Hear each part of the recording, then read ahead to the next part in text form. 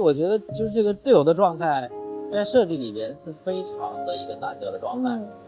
我感觉还是要再沉淀沉淀。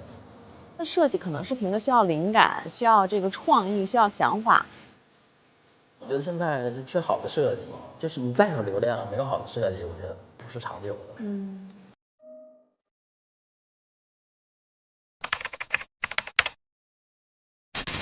那应该，我觉得应该在4、5年前了。好朋友建华，然后叫我过来说啊，这有一个项目在三里屯儿，有没有兴趣可以去尝试一下？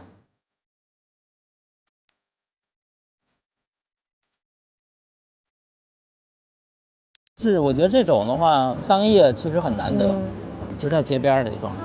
然后，那我想问，有没有爱在西元前？因为它真的是很网红嘛。就是这个，您在设计的时候，它有哪些最关键的东西您要传达出来的？爱在西元前是周杰伦的一首歌曲嘛，整体的主题是一幅画框。所以你会通过这幅画框看到画框对面的人的一个状态。这个状态就是我想表达他那个歌词的状态。其实我觉得它很独特的一点是，它体量首先不会做这么大，但是我们在这个空间里边有不同的演出，有钢琴的演出，有这个乐队的演出，我觉得这个就很热闹。然后我在考虑这个演出的性质的时候，这个台阶和开启的窗户，就它自然有一个关系。我希望到晚上的时候，窗户打开，里边有演出，街上的人全部往这边走。然后他透过这个窗户的话，明白，他直接在这个地方去观看这个演出。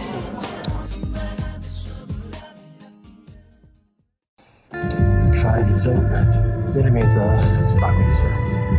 就是开一个珍珠的意思。因为我长时间在这儿嘛，然后可能会观察到旁边的居民楼，他有养流浪猫。我就做了一个相同高的墙在室内，然后隔了一层玻璃，然后猫在外边那道墙跑的时候，其实就感觉这个墙会看到一个猫的一个景象。明白，就是没有距离是吧？感觉这个还挺好，每天下午都会走。哎，您这个为什么设计了一个弧形的话，就是我刚才提到的，贝壳整体是一个贝壳的概念。我希望是人进来了之后，首先是有很强的安全感。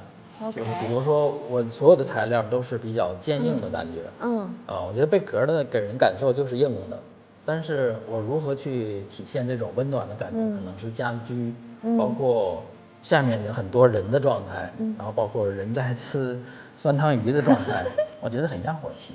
所以你知道烟火气跟艺术范儿或者是这种美，它并不冲突，是吧？并不矛盾，它可以在一起。不矛盾。所以你会发现整个片花的话是没有灯具的。没有照明，所以它通过一个慢反射，然后整体反下来，然后因为它电影表达了很多，包括现实和梦境的一个关系，所以你看到了，包括这个包房的屏风的门的材质也一样，感觉比较梦幻一些。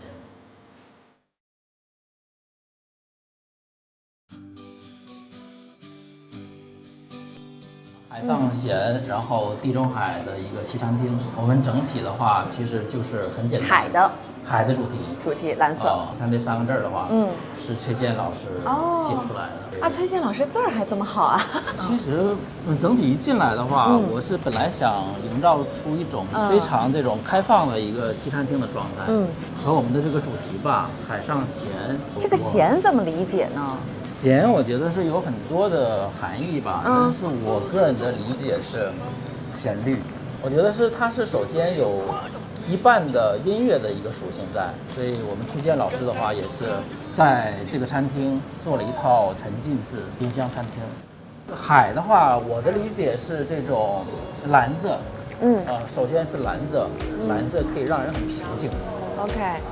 就是首先在一个平静的这种空间里边，然后来听音乐，我觉得这样的话可能会融合的比较好一些。第二，我会选择一款材料嘛，来体现我们的生活，所以的话，我就想到了这种蓝染。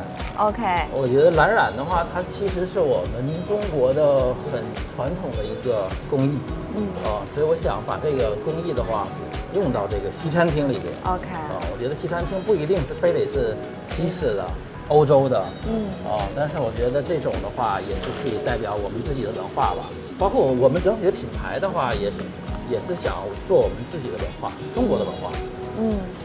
所以我加入了这个蓝染的这个想法的话，第二也是在想，一进来给人的感受就是一个匠人的一个染坊、工坊的这种感受。然后第三个功能的话，这些蓝染其实都有一个各自的功能。除了它在分割的空间的区域之外，它还有一个重要，它有吸音的功能。里面是吸棉吗？吸棉。所以它还是一个相对来说不是很复杂的这种材料的选择，但是一个让它比较的很有特点，对吧？但在功能上它也实现了。这些年就是设计领域的这条路上，就是您比如说有没有想放弃的时候，或者是比较郁闷的时候？我觉得想放弃可能真没有，真没有。您喜欢？我喜欢。